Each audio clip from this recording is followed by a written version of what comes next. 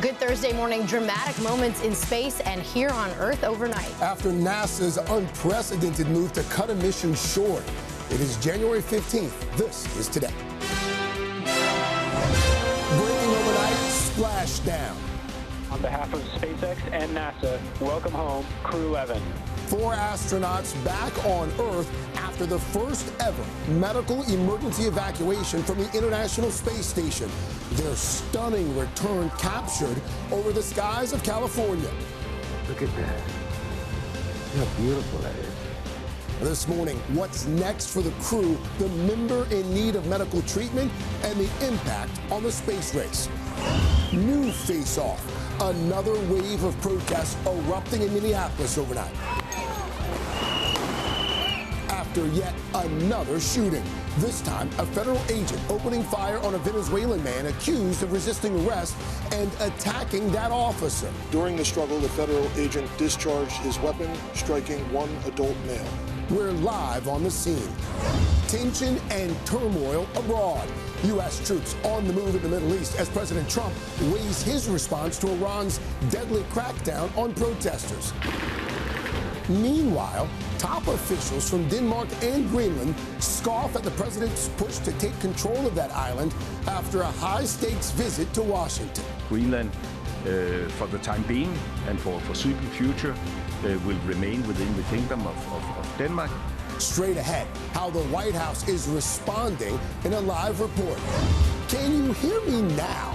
Verizon saying it's finally resolved one of its worst outages ever. Wireless service knocked out for hours, leaving customers unable to make calls or send messages. Just ahead, new details on what went wrong and what's being done to make sure it doesn't happen again. Bundle up. Temperatures set to plunge across much of the country.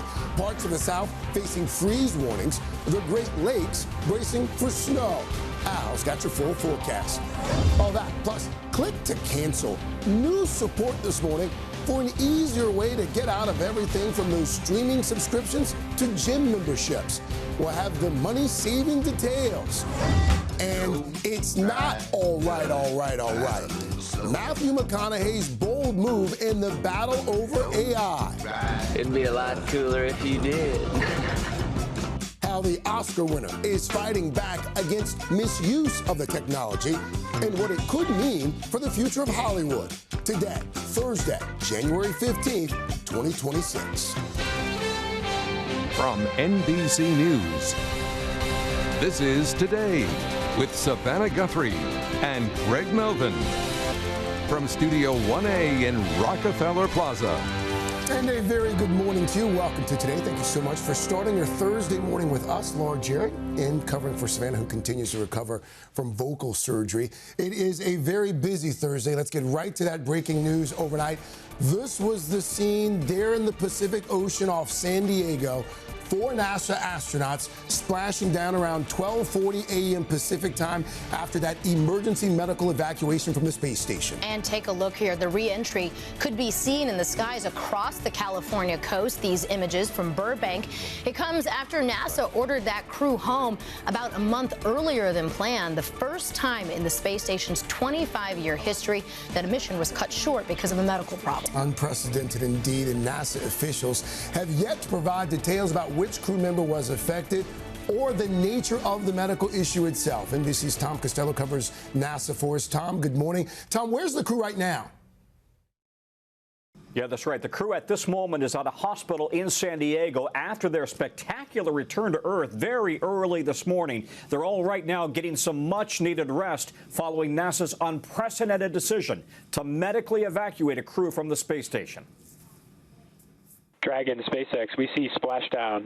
Splashdown in the Pacific. After 167 days in orbit, the 4 members of Crew 11 back on Earth 6 weeks early, with one of them needing medical treatment for what NASA calls a serious condition. On behalf of SpaceX and NASA, welcome home, Crew 11. SpaceX Dragon, it's so good to be home. The spacecraft seen lighting up the night sky over California as it re-entered the atmosphere. NASA administrators Administrator Jared Isaacman in an early morning news conference. This mission brought Crew 11 safely home. All crew members are currently undergoing the routine post-splashdown medical evaluation. The crew member of concern is doing fine. Crew 11 launched last August and was supposed to return to Earth in mid-February. Americans Zena Cardman and Michael Fink, Japanese astronaut Kamiya Yui, and Russian cosmonaut Oleg Plantinov. Then last week, NASA announced it needed to bring one of them home, but citing medical privacy, would not say who or what their condition was. The medical incident was sufficient enough that we were concerned about the astronaut. Now, again, because the astronaut is absolutely stable, this is not an emergent evacuation. After handing command of the space station over to a Russian colleague, the crew said goodbye. Our timing of this departure is unexpected, but what was not surprising to me was how well this crew came together as a family to help each other and just take care of each other. Then at 5:20 p.m. Eastern on Wednesday, Separation confirmed. Crew 11 pulled away from the space station and headed home. Endeavour crew, enjoy the ride home. 10.5 hours later, they were floating off California. It's been an honor flying with you. Standing by for side hatch, and the honor is ours. Thank you so much. Yeah, those pictures never get old. 7 a.m. Pacific time, and I can tell you the astronauts have been spending the night in a San Diego hospital for this quick evaluation. And then tomorrow, we are told they will fly on to Houston for further evaluation and the necessary medical treatment. Another note here, NASA says one of the reasons the crew remained in space for a week was to ensure that the sole remaining American still on board, Chris Williams, in fact, was trained up on everything that he was not fully familiar with. He's now on station with just 2 Russian cosmonauts. Crew 12 could launch in the coming weeks. Guys, back to you. All right, Tom Costello for us there. Tom, thank you. Turning now to that breaking news overnight in Minneapolis. Tense new protests erupting across the city after another shooting involving a federal agent. NBC's Shaquille Brewster is on the ground for us once again in Minneapolis and has the very latest. Shaq, good morning. Good morning, and the situation here just continues to grow more intense. A day that started with a vigil marking 1 week since the death of Renee Good ended with yet another shooting by a federal officer who the DHS says was attacked and ambushed. Overnight, another shooting involving a federal officer causing chaos in Minneapolis. Protesters gathering at the scene, setting off fireworks and throwing rocks at police. The city's police chief calling for calm. The crowd is engaging in unlawful acts. DHS says federal officers stopped an immigrant from Venezuela who allegedly resisted arrest. DHS claiming 2 other people joined the struggle, and the original target began striking the officer with, quote, a shovel or broomstick, adding the officer was fearing for his life and fired, hitting the man in the leg. The city's mayor speaking out. This is an impossible situation that our city is presently being put in. Meanwhile, Democratic Governor Tim Walz writing, I know you're angry, I'm angry. What Donald Trump wants is violence in the streets. Don't give him what he wants. And this morning, President Trump threatening that if Minnesota leaders don't intervene, he'll invoke the Insurrection Act, an 1800s law that Trump says allows him to deploy federal troops into U.S. cities. This just the latest in a growing wave of confrontations between residents and federal officers in Minneapolis, sparked by the shooting of Renee Nicole Good by an ICE officer a week ago. The Trump administration saying the mother of 3 weaponized her car and was a threat to the agent, which has been disputed by local politicians. And yesterday, DHS saying the officer suffered internal bleeding after the incident. The White House also defending ICE's actions in Minnesota. We are going out up to the worst of the worst.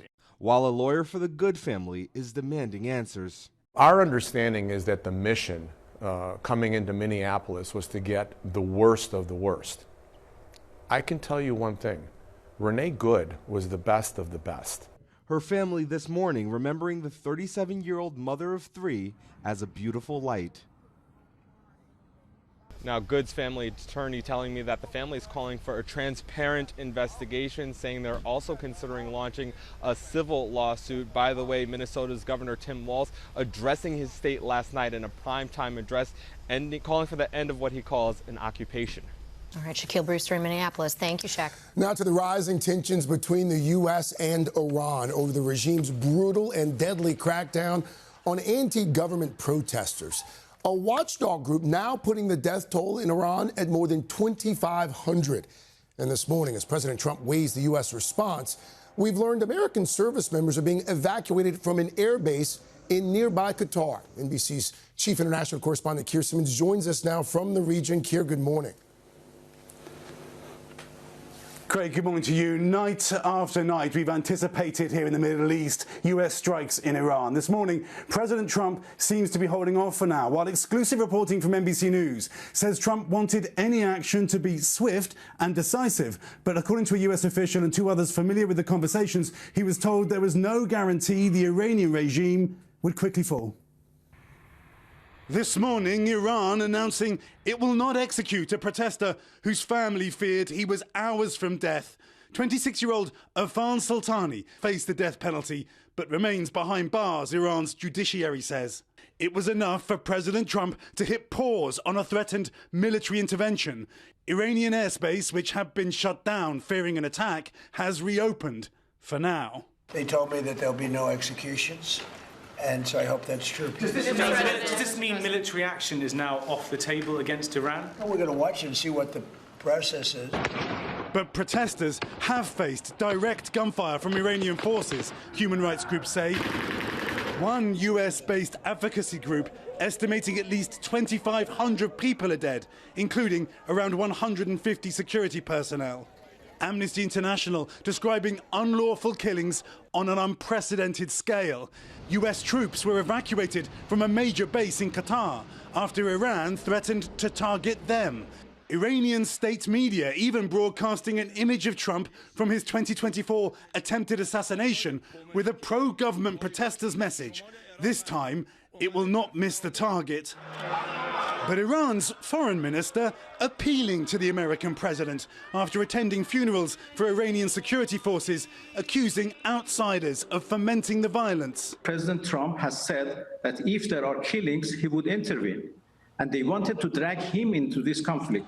But President Trump had promised Iran's protesters help is on the way. How will protesters be responding to President Trump this morning? Naturally, protesters will be disappointed, and that'll be the understatement of the century, given that so many protesters have died.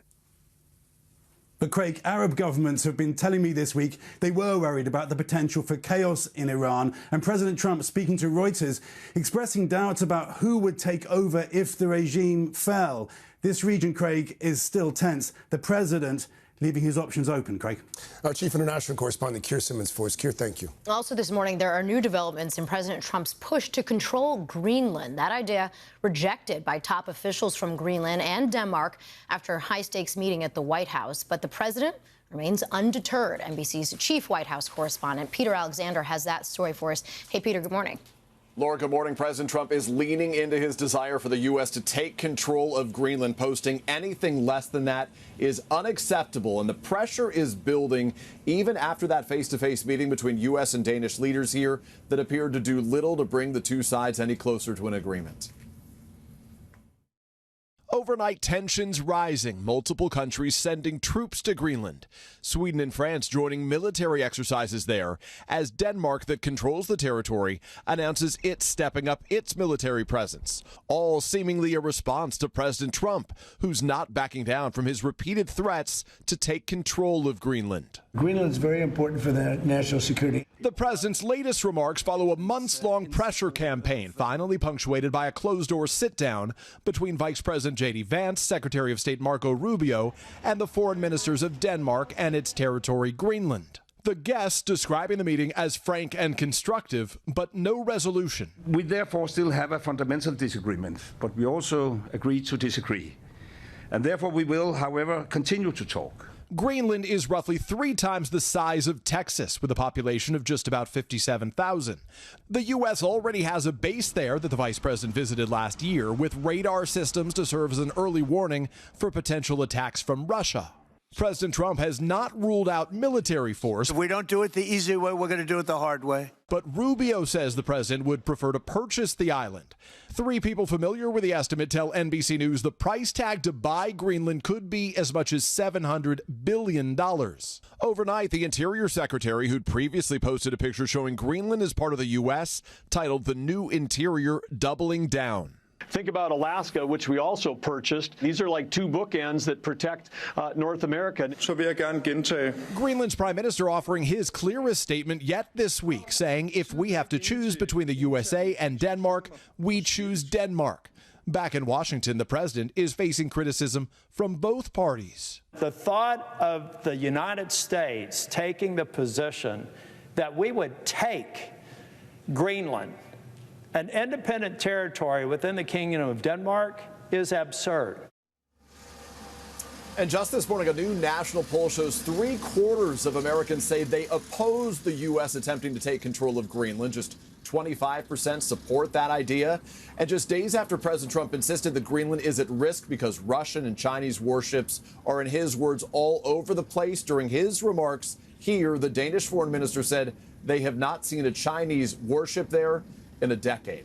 Laura? All right, Peter Alexander, thank you. Lots more to get to here on Thursday, including a big problem that you may have experienced yesterday. Hundreds of thousands of Verizon customers unable to make calls or send texts after a massive network outage. And it dragged on for hours. NBC's business correspondent Brian Chung here with more. Brian, good morning. There are a lot of folks very frustrated yesterday. My wife among them. In fact, she went to the Verizon store in our town. Oh, wow. And this was the flyer that was posted on the window. Be patient. Be patient. They shut down the store because so many people were coming in angry. Walk us through what happened and where things stand as we sit here this morning. Yeah, and I was seeing on social media a lot of people were doing the same. They thought there was something wrong with the hardware on their phone, when in reality it was the network. So again, people were seeing that SOS signal in the top corner of their phone, unable to make calls, unable to reach loved ones, unable to text or even go on the internet. Verizon saying that the issue was resolved as of around 10 p.m. Eastern yesterday. They say that if you still have issues, simply try to turn off your phone and then turn it back on. But these issues began around noon Eastern time yesterday, impacting major cities around the country, from Boston, New York, Washington, Atlanta. Some emergency services saying they've even experienced some people having difficulty reaching 911. But again, Verizon saying that that issue has been resolved. They say that statement credits will be going out to people that have been affected. We don't know how much they're going to offer them, but Verizon still has not offered a reason for why this happened in the first place. And I think a lot of people are wondering, was this a hack? We don't know at this time, but Verizon telling me that they're looking into it and investigating. So we've seen these in the years past. Verizon is not alone. AT&T had its own issues. Is there anything being done or contemplated for how to prepare for this, like a backup to the backup system for a contingency? Yeah, well, look, 2 years ago, I think, was the most recent example of something like this, where AT&T also had a hours-long nationwide outage. And I think it's a reminder for people that despite the fact that we are in 2026 now, it is the era of AI, all it takes is for one company to have issues to take a lot of us offline. People, if they did not have Wi-Fi, could not connect if they were having issues on their Verizon phone. That is something that, again, is a reminder for emergency reasons. Make sure you know who your emergency backups are so you can reach your loved ones in situations like we saw yesterday. But again, to be clear, right now, network's back up and running. It is back up, but we don't have a reason yet. Or you just have a landline like you. There you go. Keep the landline just for that reason. Al Roker has a landline, I was about to say, you know who else has a landline? That's right. Got on the internet, hit my AOL dial-up.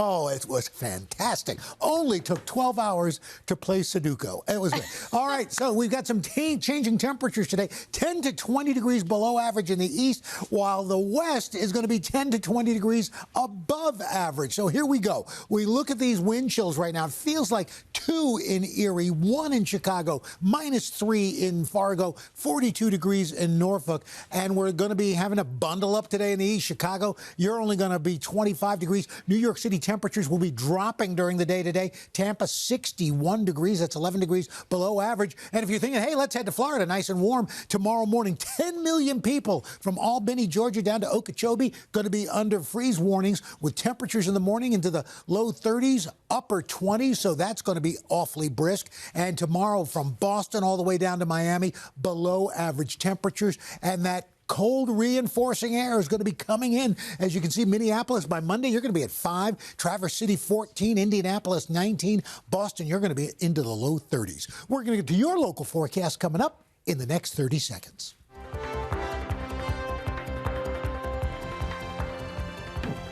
You're not going to believe it. I'm driving my car, and I got the stick shift going, and then the traffic was on another level. Okay, and then this genius cuts me off, and I'm like, why would you do that? Makes us laugh every time, right?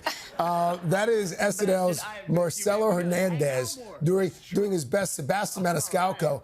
Marcelo, by the way, just one of the big stars heading to Studio 1A this morning. We're going to sit down with him, Jason Momoa, and Golden Globe winner Tiana Taylor as well. That's all coming up in our next hour. You watched his stand-up. His stand-up is so good.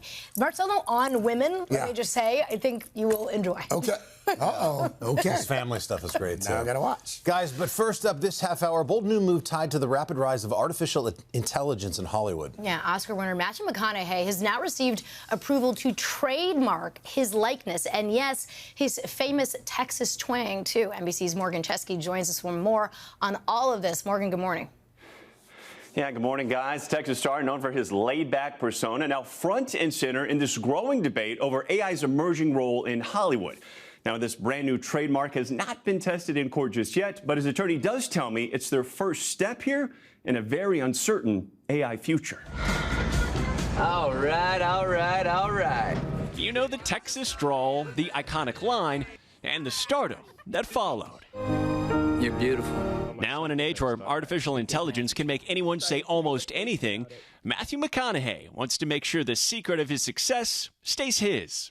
The Texas star filing to trademark his voice and likeness, potentially giving McConaughey power to sue if AI companies recreate him to sell products or train their models without permission.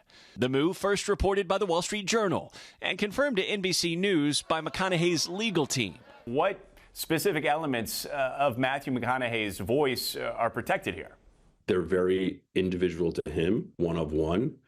His drawl, the graveliness of his voice. The law says that you cannot touch. Attorney Kevin Yorn, part of the legal team that guided the Texas star through the trademark process, says their conversation started 2 years ago, driven in part by the lack of current laws regulating AI. Is it your hope that this protected Texas twang sets precedent? Yeah, I hope everybody starts leaning in, and I hope that makes the government act. Meanwhile, the industry already on edge. Look in the camera and tell me how you really feel about AI. F AI. In 2024, Scarlett Johansson calling out OpenAI after the company unveiled a voice assistant sounding eerily similar to hers. Hello, I'm really excited about teaming up with you. OpenAI denying they copied Johansson's voice, but ultimately pulled it. Then there's Tilly Norwood. Tilly Norwood, 100% AI generated. The first AI actor created by a new studio, igniting fierce pushback as tech evolves. McConaughey voicing his own thoughts late last year. I very sparingly use it, and I do have a little pride about not wanting to use an open-ended AI to share my information so it can be part of the worldwide AI vernacular. Hey, Morgan, so even though he's obviously making moves to protect his likeness from being copied, he's also investing in the technology as well, right? Yeah, this is interesting. That is very true. And not only investing, but going so far as to partner with a voice cloning company called 11 Labs, where people can pay to license famous voices for ads or other projects. McConaughey not doing that, but he is using the company's technology to put out a Spanish version of his own audio newsletter so it could reach an even larger audience here. All Laura? right, Morgan, thank you. I think we're going to see more people do this. Yeah, I think so too, Morgan. Thanks. Still ahead, a new look at Man on the Run. That is Sir Paul McCartney's remarkable journey after the Beatles. We've got a nice little sneak peek for you, and more on that for your Pop Start sneak peek. First, though, Emily Kettis here. She's looking into this new push to save you a few bucks by making it easier to cancel everything from those streaming services to gym memberships too, right, Em? Yeah, that's right. It's the source of thousands of formal complaints every year when it's so easy to sign up for the latest and greatest subscription. But canceling is another story. Coming up, a closer look at the renewed push to make that process simpler. Plus, in the meantime, ways to save you money. Stay with us. Now at 7:39, and this morning on Today's Consumer, a new effort to help save you some money, or at least not quite spend so much. Yeah, the average American drops over $1,000 a year on various subscriptions.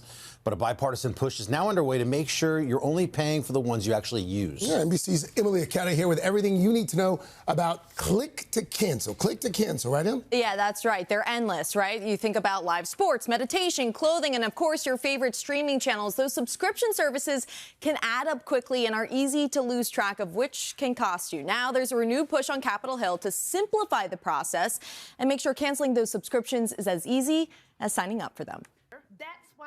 While this Saturday Night Live clip may be a parody, the next person that you transfer me to better have the power to cancel my cable. It's a real grievance shared by many Americans. Canceling a subscription is often a difficult process for consumers. Why do they make it so hard to cancel, memberships and subscriptions? And those unwanted memberships can add up, costing some Americans hundreds of dollars every year. A major source of frustration shared on social media. Just have a link or a button on your website to say cancel here. Last year, video streaming, e-commerce, and music services were the most popular, with a CNET survey suggesting the average U.S. adult spends about $90 per month on subscriptions, including $17 for ones they don't even use. That can add up really quickly and can be some money that you're able to save if you cancel some of those subscriptions. The Federal Trade Commission adopted a click-to-cancel rule that would require companies to simplify canceling their services.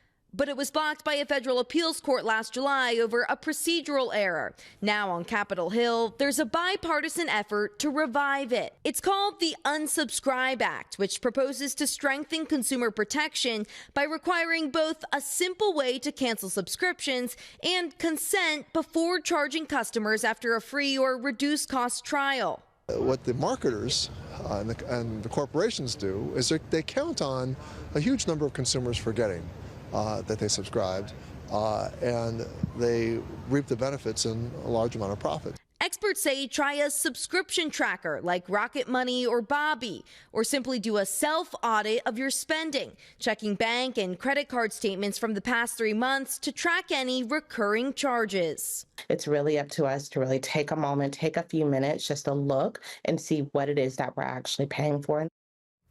I mean, I feel like everybody watching and listening has at least 1 or 2 subscriptions that they probably don't even know that they have. Let's say you've done everything and you've checked, but you actually do want to keep more subscriptions than you realized. Is there a way that you can at least save a few bucks if you do that? Yeah, for sure. There are a couple things to keep in mind. One of my favorite things is actually rotate your subscription. So let's say you have Netflix all year, but then you're switching between Paramount or you're switching between Disney to keep that material fresh. Peacock, of course. Maybe that's year-round, right? There you go.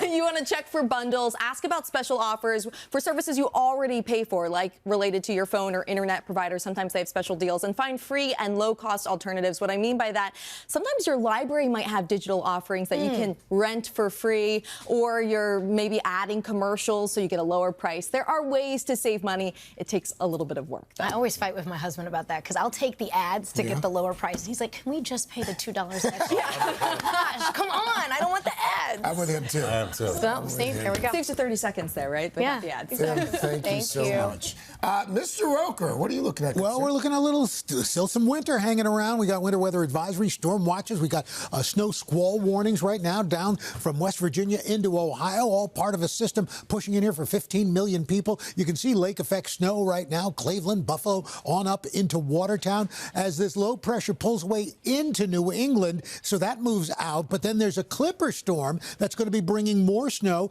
into the upper Midwest starting tonight into tomorrow, with heavy bands of lake effect snow being reinforced by this system. We're going to have treacherous travel. We're going to have low visibility. We're talking snowfall amounts 6 to 8 inches from Buffalo up into between Watertown, the UP of Michigan as well. So we're going to be watching that very closely. That heavy snow is going to be a problem over the next 48 hours. Plenty of sunshine from the mid-section of the country. High wind, though, with the high wind warnings through the plains, warm and dry out west. That's what's going on around the country. Here's what's happening in your neck of the woods.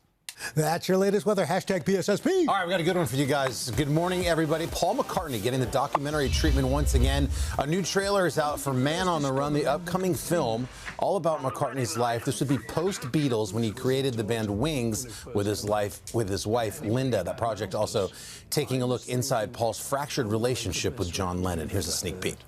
I said, if I form a new band, do you want to be in it? And she kind of, yeah. Okay, well, we've got 2 members. We started Wings from square one. This Paul McCartney of Wings. It was about trying to do something different. Me and John, we were just growing apart, really. And now we're off on another journey. We'd had arguments and all of that, but we'd loved each other all our lives. I'm looking forward to this, guys. Paul McCartney, Man on the Run, hits Prime Video in February, directed by Morgan Neville, who's done a bunch of great documentaries, including ours, our SNL 50, too. Oh, cool. By the way, that's a very sharp jacket today. Well, thank you, Uncle Al. It is very nice. All right, full pop start coming up. The Boost also coming up. How do you know? JVH is here. That's how we know. Okay, guys, usually it's Carson blasting Golden, but not today. Wait until you see the new potential power of that K-pop Demon Hunters hit. Right after this. Oh, welcome back. JVH is here. We're ready for a fun morning boost. Okay, I'm going to bring you one. Guys, we've been talking a lot about the K-pop Demon Hunters phenomenon sweeping the nations. Well, now it's even playing a part in international politics. During a recent meeting between the leaders of Japan and South Korea, the duo performed the massive hit Golden on the drums in an effort to show warming ties between the two countries. Wow.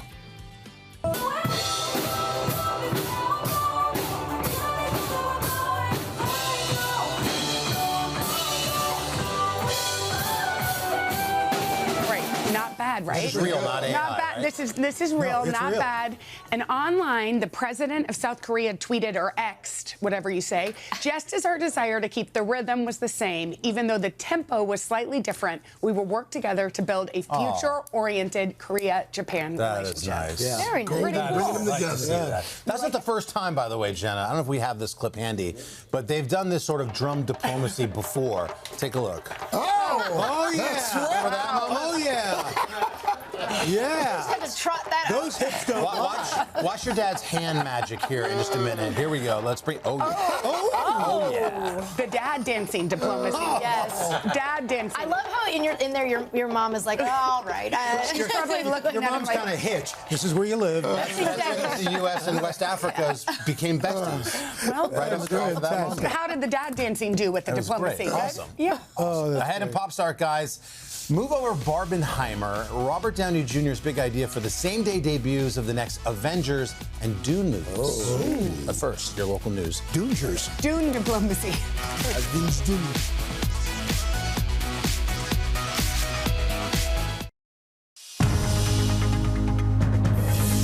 It's 8 o'clock on today. Coming up, back home. On behalf of SpaceX and NASA, welcome home, Crew 11. 4 NASA astronauts splashing down in the Pacific overnight after a medical emergency forced them to evacuate the space station early. Inside, the unprecedented decision and the condition of the crew just ahead. Then, game day fit. The tunnel is where fashion happens now. We'll introduce you to the man behind some of the best looks in the NFL. Oh, Luka, we got the gloves on today. That's money when you come matching with the luggage. How he's bridging the gap between football and fashion. All that plus RDJ's next big idea.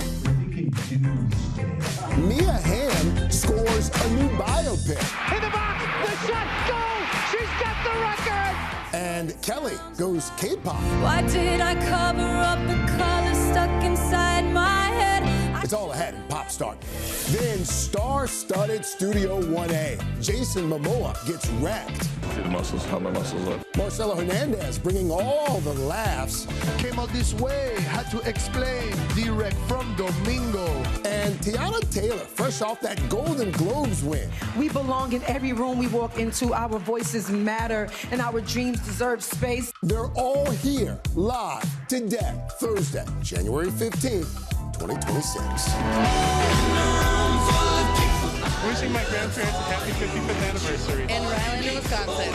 From Kansas City, Missouri. Today is my 65th birthday. Good morning to my 4 grandkids back home in Atascadero, California. Hello, New Hampton, Iowa. And Riceville Beach, North Carolina. Let's go, Hoosiers! Sending love to my mom from today to San Jose. From Cincinnati Hills Christian Academy in Ohio.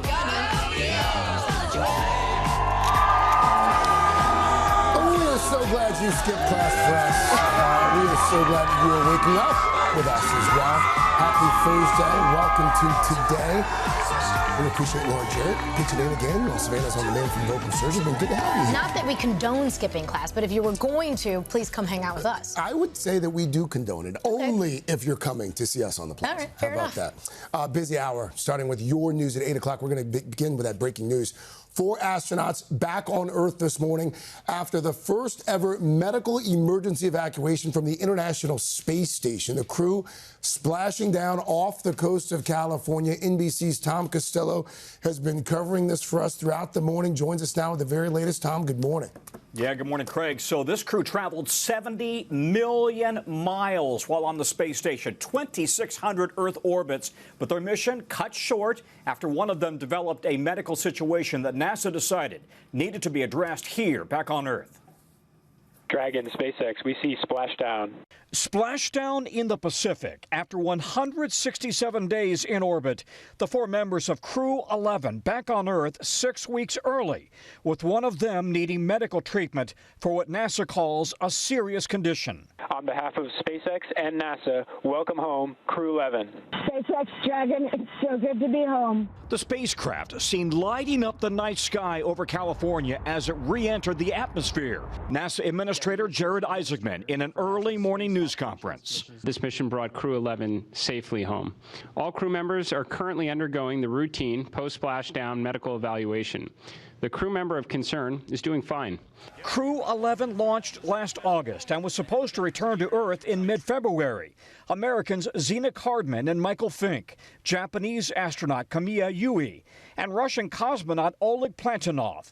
Then last week, NASA announced it needed to bring one of them home, but citing medical privacy, would not say who or what their condition was.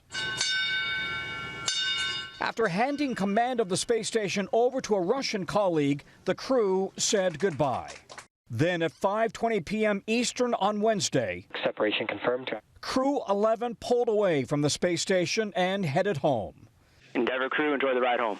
10.5 hours later, they were floating off California. It's been an honor flying with you. Standing by for side hatch, and the honor is ours. Thank you so much. So 8 a.m. Pacific time, the astronauts spent the overnight in a San Diego hospital for a quick evaluation, and then tomorrow they will fly on to Houston for further evaluations and the necessary medical treatment and to be reunited with their families. Craig? Tom Costello for us there. Tom, thank you. Some new information on that UPS plane crash that killed 15 people in Louisville last year. A new report by the NTSB revealing that Boeing warned plane owners back in 2011 about a broken part that contributed to November's crash. The service letter noted 4 previous failures of a support structure that helped secure the plane's engines to the wings.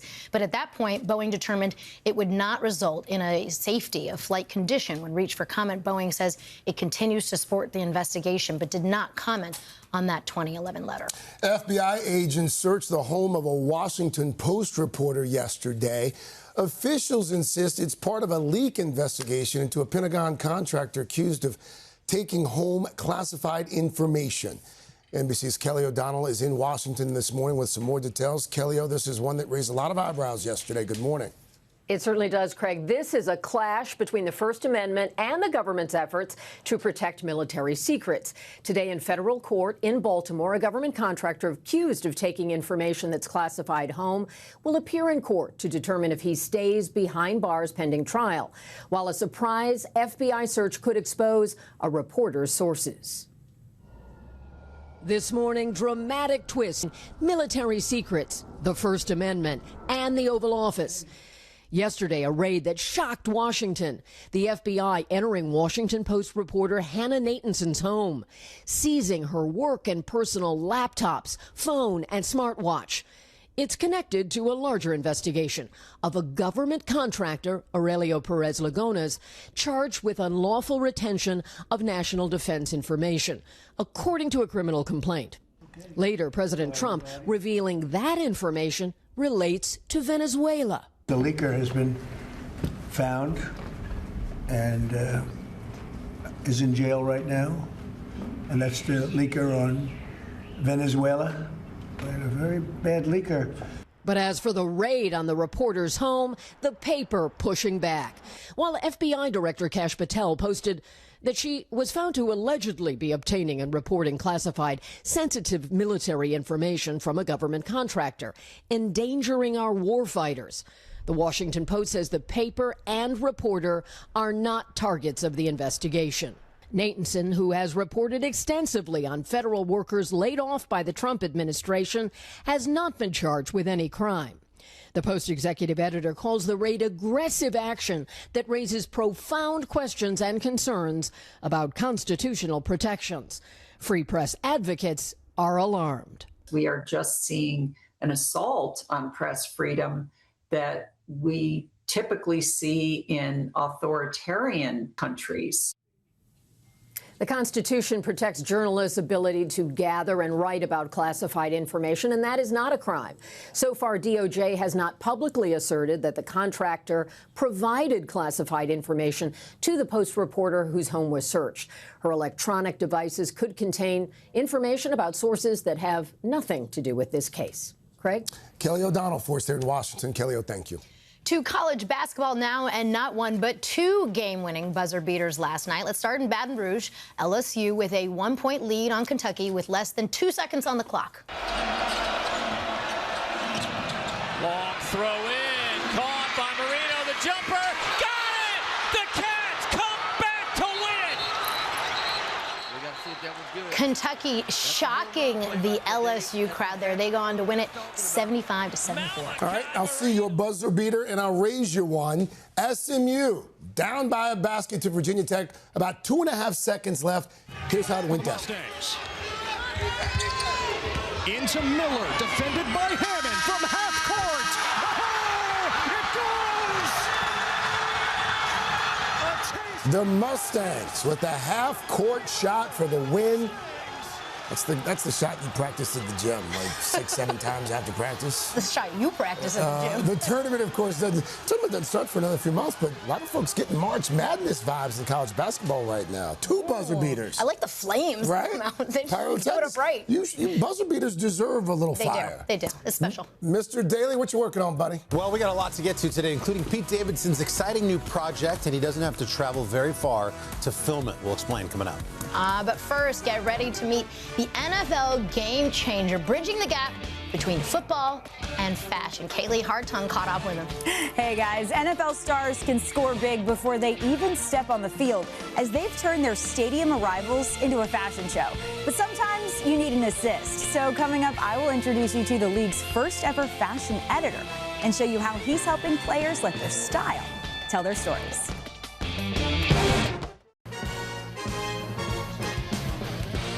And we're back with Inside the Game, our series taking you behind the scenes of the NFL.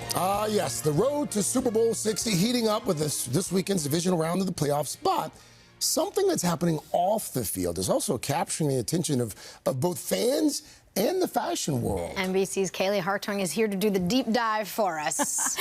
Athletes are nothing if not competitive, right? And sometimes the competition can start well before kickoff. NFL players making their first move, walking through a tunnel to show off their personal style. And while that short walk into the stadium has gone viral oftentimes, the league's first ever fashion editor, Kyle Smith, says the move is more meaningful than the thousands of likes and views that those outfits get every week. Williams throwing, and it's caught! The NFL playoffs have just shifted into overdrive, with 8 elite teams still in the hunt for the Lombardi Trophy. End zone, Puka's got it! But what's turned heads all season long is how the league's biggest stars shine even before kickoff. Oh, Puka, we got the gloves on today. Dressed in their Sunday best, players' stadium arrivals have become a fashion show. That's money when you come matching with the luggage. Those so-called tunnel walks going viral, garnering thousands of likes and views online. I wear short shorts. Fans connecting with Bijan Robinson's clean cardigan, treasuring Travis Kelce's tailored suits, and fascinated by furs. I think that's a fur headband or hat. Yeah, I've never seen something like this. The showcase of these trend-setting looks, spotlighting the league's new focus on fashion. I think that's a really good one. A play drawn up by the NFL's first ever fashion editor, Kyle Smith. Is there a better runway than a tunnel walk in sports? No, the tunnel is where fashion happens now. On the day we met up with him, Sick. Smith was curating a fan-focused photo shoot, showcasing creative ways to style a game day staple, the team jersey. It's just one of the many ways in the past year Smith has been tailoring the league's fashion footprint, helping players connect with designers for fresh fits and potential partnerships. Your role is educational. That's what I say a lot. It's a lot of education for players and fans. With Smith as its fashion editor, the NFL has launched collections with popular brands and given its athletes, once hidden behind their helmets on the field, a space to express their colorful personalities. We can give our players a voice, that opportunity to express themselves. It's huge for the players, it's huge for the league, it's huge for the teams. Everybody wins when we allow our players to have that moment. Like when Smith helped Bengals star quarterback Joe Burrow shock Paris Fashion Week by pulling off this backless suit. Or when he oversaw the looks NFL stars wore to last year's Met Gala, all allowing the league's best dress to tackle the fashion world. The NFL is the only pro sports league who has a fashion editor. Are we putting the other leagues on notice? Maybe. I think sports and fashion makes so much sense, so I really hope other leagues follow suit. I think it's so meaningful to allow athletes to share their stories and give them that spotlight. There you come with the bling. He got bling everywhere on the fit, shorts. Spotlight's on you. We'll be watching. Is it true you watch tape on Mondays? What do you mean? I mean, I love to review an outfit. That's what I mean. That's how I know what's cool and what's going on and what our players are up to. So I am watching back the tapes. Who of the NFL players, feel free to name drop, do you think has the best style? A mother doesn't choose favorites. I can't do that. But because to me, style is so personal. I think the best dressed people are people that have found their personal style, and I think that's something I want all of our fans to do and all of our players to do as well. And of course, why wouldn't he? Kyle even has his eyes set on the Super Bowl. He helps curate the league's Origins collection, which commissions a local brand or artist to make officially licensed NFL gear. Of course, that is set to be announced soon because that countdown to the Super Bowl is on, guys. Did he give you any free tips on fashion? Did he give you any bags? What I really need is just tips on how to stay warm in freezing temperatures, which we're expecting in Chicago for the big Sunday Night Football matchup on NBC. But you won't have to worry about that at Levi's Stadium for the Super Bowl, which, by the way, congrats on your new gig. Thank you. You'll be there on the sidelines. I read that yesterday. Congrats on order for the Super Bowl and the divisional playoff on Chicago this Sunday. Heck of a run coming up. Well, if anybody's earned it, it's Kaylee Hartung. Yes. You're very sweet to say that. Thank you, guys. It's going to be a lot of fun. Right here on NBC. Right. How cool is that? Look at you. Look what you She's just on did brand. there. She's on message. We should also mention this week's game is on NBC. The Chicago Bears hosting those LA Rams. Divisional round in the playoffs. Jared's Bears looking good. Looking good, Chicago. Coverage. That stadium was rocking last weekend. This weekend, it's going to be even wilder. It's going to be great. Gonna be Cold, wild but good. Cold. Don't forget, head to SiriusXM channel 108 as you head out the door. This way you don't miss the best time of the morning. Pop start. Hey, let's get to it, guys. We're going to start with Robert Downey Jr. A few summers ago, you all might remember, he was a part of the pop culture phenomenon that was Barbenheimer. Yeah. That was when two of the biggest blockbuster movies of the year, they premiered on the same exact weekend. Well, now he is gearing up for another big screen showdown. Robert Downey Jr.'s new role as Dr. Doom, that's going to be in the upcoming Avengers film. That's going to premiere on December 18th, the same day as Dune 3. So in a recent conversation with Dune star Timothée Chalamet, here was the collab that RDJ is pitching. We both have films opening on December 18th, and we decided to coin it. You go for it. We're thinking Doomsday. All right. We'll see if we're still friends by then. Both have films. Well, you heard it straight from the stars there. December 18th is now Doomsday, when Avengers comes out, and Dune 3. We got only 11 months to get ready. Yeah, we'll put it on our calendar. I'll remind you a few times, I'm sure. Yeah. Next up is Kelly Clarkson. This week, she's sitting down with Hollywood A-lister Idris Elba, who we all know has a great second career as a famous DJ. But were you aware that he can also sing? He shared this little teaser of a new song. Hope again. Someone please give me hope again. I'm losing the feeling in my heart again. Yeah. Oh, yeah. Oh, I'm going to cover that. What can't that man do? It's starting to really tick me off, Idris Elba. He can do everything. He can do everything. Wow. Most talented man on earth. The new James Bond. Right. He should, by the way. Speaking of Kelly covers, she did a good one the other day, Demon Hunters. Well, it was What It Sounds Like. It wasn't Golden. It was another single off that record from the Netflix massive animated hit. Why did I cover up the color stuck inside my head? I should have let the jagged edges meet the light instead. Show me what's underneath. I'll find your harmony. The song we couldn't write. This is what it sounds like. I mean, we've never seen We've never seen like even a mediocre karaoke. No. We always play them like, oh my God, that's like the best version of that song. Unbelievable. Great. Noah Kahan will stick to the music theme here. Is next. It's been more than 3 years since the Grammy-nominated singer dropped his last album, Stick Season. But lately, he's been teasing a return to the studio, dropping this snippet from the long-awaited recording of his song called The Great Divide.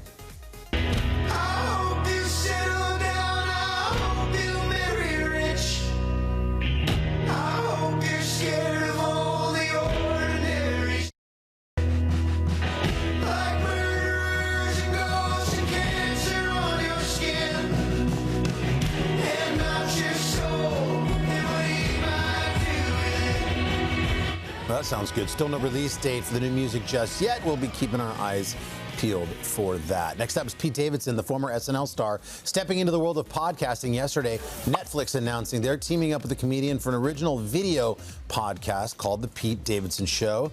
And it's a great work from home sort of gig for Pete. Nice. Doesn't have to go far, just out to the garage, sitting down with some famous friends for all sorts of cool conversations. From that's perfect because mere feet away from his living room. Yes. That's right. First episode for that, by the way, drops diapers and then do January 30th. Finally, Emily Bader. Last week, the actress stopped by our studio to talk about her role in Netflix's newest rom-com hit, The People We Meet on Vacation. But I mean, don't you ever find travel a little lonely? I'm here. I'll always be here. From a summer romance to soccer stardom, Deadline now reporting that the actress just scored her next big gig, set to play legendary soccer player Mia Hamm in an upcoming project about the 1999 U.S. women's national team. The movie is going to follow the ladies' World Cup victory after a historic penalty kick shootout, you might recall, against China. It's a good story. Yeah, a couple of gigs coming. All right. Mia Hamm deserves the biopic treatment. Speaking of stars, ladies and gentlemen, live here in Studio 1. Shorty. Oh, we got 2 stars. We got Jason Momoa and Marcelo Hernandez. The hits are ready. Bingo. Big stars in the next half hour. But first, your local news and weather.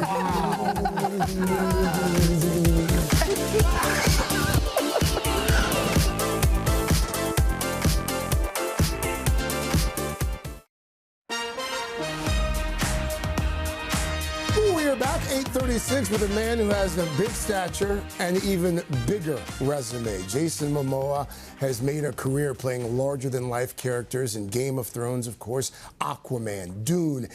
But his latest project has a bit of a lighter feel. In the action comedy The Wrecking Crew, Jason and Dave Bautista play feuding half-brothers forced to team up and solve their father's mysterious death.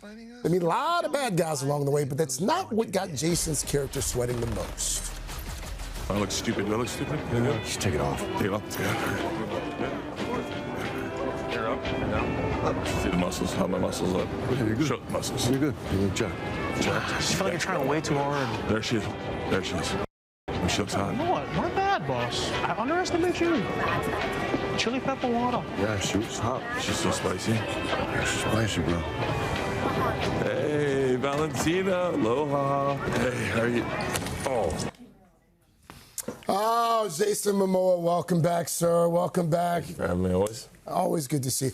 Hey, people talk about manifesting things all the time. This is a film that was clearly manifest. I think we've got the original post that Dave Bautista put up on social media. Just going to throw this out there into the atmosphere and see what happens. Here we go. Me and Momoa in a Lethal Weapon type buddy cop movie directed by David. Okay, there it is. Now we wait. 2 months later, the movie's happening. Yeah, he's crazy. So this idea of this movie I had years back, and me and Dave have been playing brothers on Sea. Had a wonderful experience with him. He's the best. And I pitched it to him. I said, hey, what do you think? Me and you could play brothers too, because we wanted to work together again. But it'd be comedy, it'd be fun. And he's like, yes. And I'm like, and Leach would do it. I didn't know he was going to do that. So I wake up to my agents going like, what are we talking about? And they got Leach calling us going like, what? I'm in. But it was just very crazy. He just blasted that out to the world. And here it is. And then it took off, yeah. I mean, in the movie, the dynamic is, you know, he's sort of more of a straight-laced guy. Yeah. You're kind of a little rough around the edges. You're the badder of the 2 half-brothers. What's the dynamic like in real life between the 2 of you? I mean, we're close buddies, but we're still very different. We're very yin and yang, but I mean, like, I consider my brother. He's just. I think it's kind of like the movie. Like Dave is definitely more chill. Brother stay in, and I'm surrounded by people, and I like to have fun, and I'm like, you know, much like Johnny. Every time you come, I learn something new about you. There's so many layers to you. It's one of the things I love. You're a longtime rock climber. Yeah. I didn't realize until we were out in the plaza, you've been a photographer your whole life. Where's this camera? You had your camera with you. Is this camera in his coat? Damien, grab it. But grab the camera, because he's a photographer as well. And then I hear that you're in a band. You play the guitar. You got a real camera. You're not shooting on an iPhone or anything. No, this is a Swedish military. They made 100 of these, and it's 1958, I think. But it's just I like it, film, and I just love it. You can put this thing in your pocket just to collapse up a little. What do you shoot? Just wherever you are? Everywhere, yeah. Everything, yeah. My mom was a photographer, and it used to annoy me. We used to pull over everywhere. She'd be like, oh, that picture. And I always kind of contribute that to my mother, like I got her eye. Yeah. And as an artist, both of my parents were painters, and so when she always would make and stop and shoot these pictures, I would see what she would see. Obviously, I'm going to see the prints. And so I just feel like I got my mom's eye and an appreciation for photography. But this is like the only thing that I get to keep for myself. It's not like everything else we do in our art form. It's like everyone's got to see it. You know, this is just my little intimate. Your old friend and co-star Emilia Clarke was here yesterday. Was she? She was here, and she actually she left something for you. Okay. She left a question for you. Oh, from Game of Thrones, of course.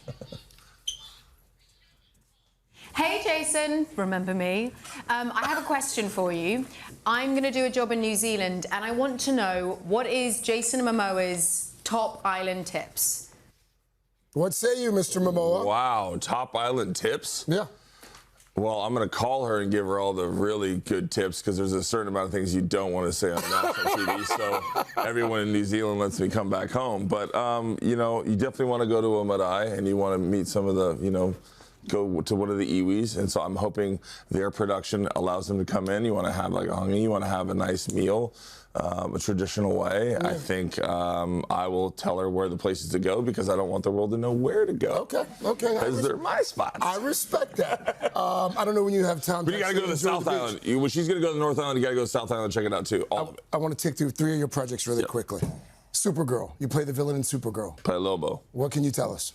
He's amazing. It's my ultimate dream to play Lobo. Okay. I wanted to play him more than Aquaman. This is it. You're back in Dune, Part 3. Sharing the screen for the first time with your son in a feature film. What was that like? Absolutely terrifying. Yeah. What? Yeah, terrifying. Why? Because it's my baby. It's like my, you know, I didn't want him to get into acting, and then he did it on his own, and he really killed it, and he's really good, so. He gets it honest. Last but not least, you're playing one of my favorite video games growing up, Street Fighter. Boom, Blanca. You're in Street Fighter. Blanca. Then check out the transformation. Good God, how long did that take? That was one of the funnest experiences I've ever had in my life, in my acting career. I'm very excited for people to see Street Fighter. Okay. It's very much fun. How many projects you got coming out There's 2 more. I'm doing my first live action with Ryan Reynolds. It comes out, I think, in June, and that's me and Ryan. And then I have On the Roam Season 2 coming out, I think, in May. And yes, he still has time to take pictures. All right. Yeah. Jason Momoa, always a pleasure. Always a pleasure, sir. Thanks for being here. It's called The Wrecking Crew. It premieres on Prime Video Wednesday, January 28th. Laura Jarrett. Oh, Craig, look who I have here. SNL's Marcelo Hernandez has made his way from 8H over to 1A. He's going to tell us all about his first ever Netflix special. But first, this is today on NBC.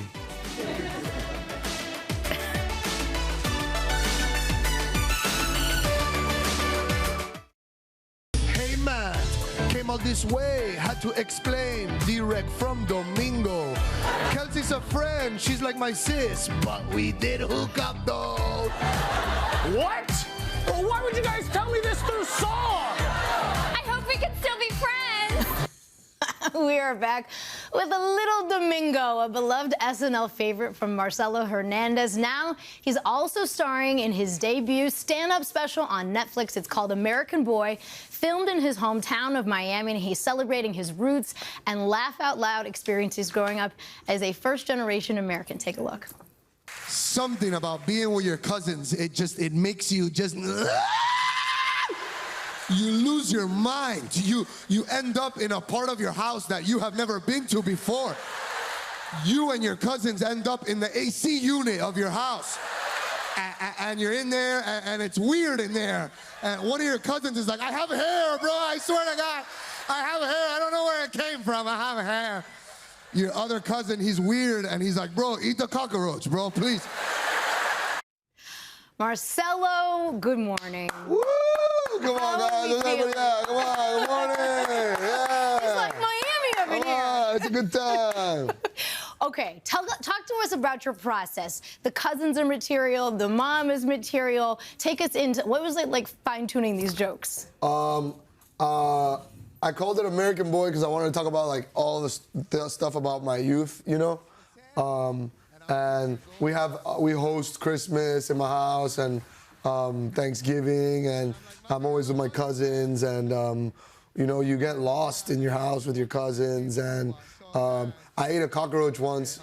You actually did? Yeah, when I was like, I don't know, 4, 7, 8, something like that, because you get peer pressured by your cousins, and then I ate a cockroach one time. A little bit of whiskey, a little cockroach. A little bit of whiskey, yeah, somebody always gives you a little bit of whiskey. Now, Chris Rock told you. Yes. Look, you need to practice these jokes. Before you're going to go do your first Netflix special, Yeah. he's like, I think you need some more practice. Yeah, I name dropped him. That was the day when he did it too. He told me, he's like, so when, I told him I was shooting a special, and he was like, when?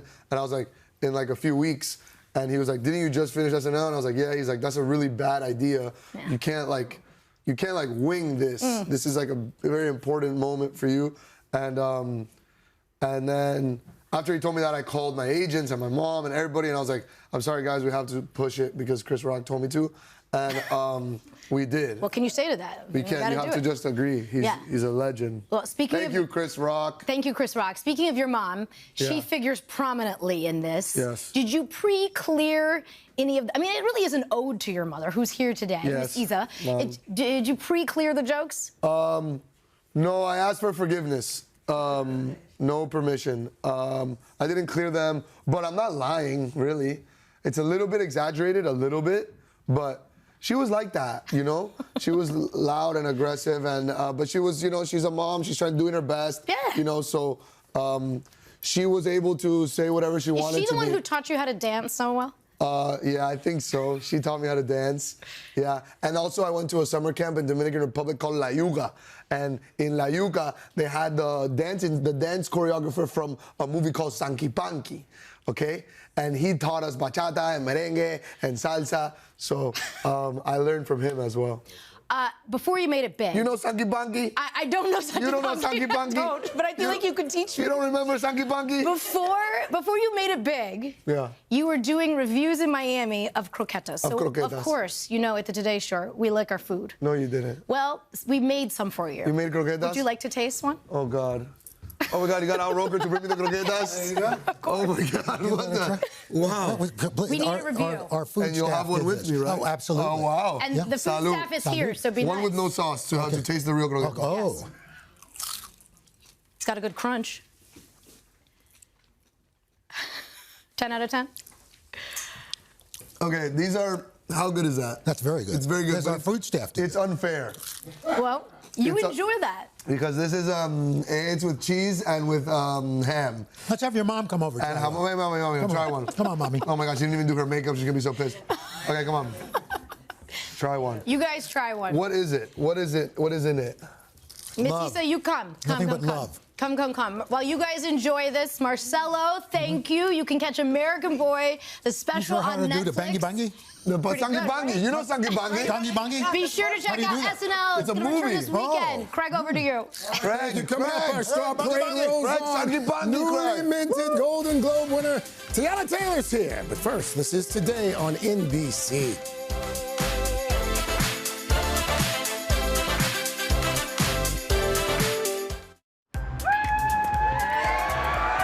We're back with Tiana Taylor, fresh off her win at Sunday's Golden Globe Awards for her role in One Battle After Another. Now you can catch her in the new movie. It's called The Rip. It follows Miami cops who find $20 million in a stash house, and things get, well, they get a little complicated from there.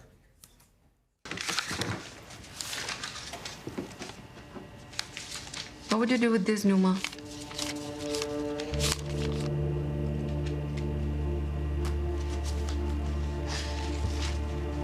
Everything. And what she did, you'll have to watch the film to find out. Welcome, Tiana. Thank you. First of all, congratulations Thank you. on all the things. So much has happened. The Golden Globes on Sunday. You've got so many projects coming up, which we'll talk about. But let's start with the film. Set it up a little bit for folks. You play a detective. Yeah, so we're all cops. I think it kind of make it hard to break it down because, as we were just talking about before we started rolling, was how unpredictable it is. Yes. You know, it keep you on your toes. The suspense of it. It's like, who are the good guys? Right. Who are the bad guys? Who's the good cops? Who's the dirty cops? Right. You know, and it's kind of like, it's like that throughout the whole movie. Yeah. And you don't see the end coming, not to give away too much. You don't. That's what I'm saying. It's almost like kind of hard to even break it down without giving it away. Giving it away. What would Tiana Taylor do if she found $20 million? I would do the right thing. I would exhaust all options to see whose money it is. And if I don't get an answer, you know the rest. I do. I tried. Yeah, I'm sure you would. I'm sure you would. We just saw a little bit of your comedic side there. We're going to see much more of that next weekend because you're hosting SNL. Yes. How does one prepare to host Saturday Night Live? Honestly, I've been talking to all my people who has done it. You know, I love me some Maya. And, you know, Maya is a SNL legend, and she's just already been pre-preparing me. She's like, whatever you need, like, I got it. So I'm like, I'm in good hands. I'm in good hands. Yeah. I'm excited. You're yes, great hands. We were just talking. I mean, the Golden Globe win, already Oscar buzz. You're up for a Grammy in a few weeks as well, hosting SNL. And then I read recently that you're going to play Dionne Warwick. Yes. And not only are you going to play her in the biopic, Dionne said, "I want Tiana Taylor to play me in the biopic." And you see why. I mean, the resemblance is striking. That is my lady. She's so amazing, and I'm so happy to, to make her proud, all while also just being very protective of her, making sure we have the perfect story. She has so much career. Yeah. It's like, where do you even start? So I know it's taking a little while, but we just want it to be perfect, and I want it to be perfect for her, Are you going to sing in it? Yeah, but hopefully I'm lip singing because baby, Dionne Warwick, that's a whole different level of voice. I mean, I got pipes, but she got pipes. Yeah. You know what I'm saying? Like that's still Miss Dionne Warwick. So we got to be careful. We got to take it back when when Angela did What's Love Got to Do with It. They just had Tina Turner's vocals over that thing. Right. You know what I'm saying? Just going to put them vocals, going to slide them vocals in there. But wait, there's more. You're also in culinary school. Yes. First of all, how do you have time? And what led to you wanting to be a chef? When I signed up for culinary school, yes, I was still busy because I signed up last year, but I wasn't this level of busy. And I was like, okay, this is the perfect time to kind of just get some me time, some quiet time, to just cook because I love to cook. Yeah. And so I wanted to really get into the art of culinary and the art of pastry and different things like that. It's like I've made it my job to make sure I made no excuses. I want to get this done. It's my little bit of like humanity, like it keeps me like grounded. Yes, it keeps me grounded. It's my normalcy, Tiana Taylor, thank you. Thank you. The Rip is on Netflix tomorrow. Coming up on the third hour, live performance from Backstreet Boys star AJ McClain. First, your local news. Hey, thanks for watching. And don't forget, you can catch the Today Show every morning on NBC or take Today when you're on the go. Just follow the Today podcast on Apple Podcasts, Spotify, or wherever you listen.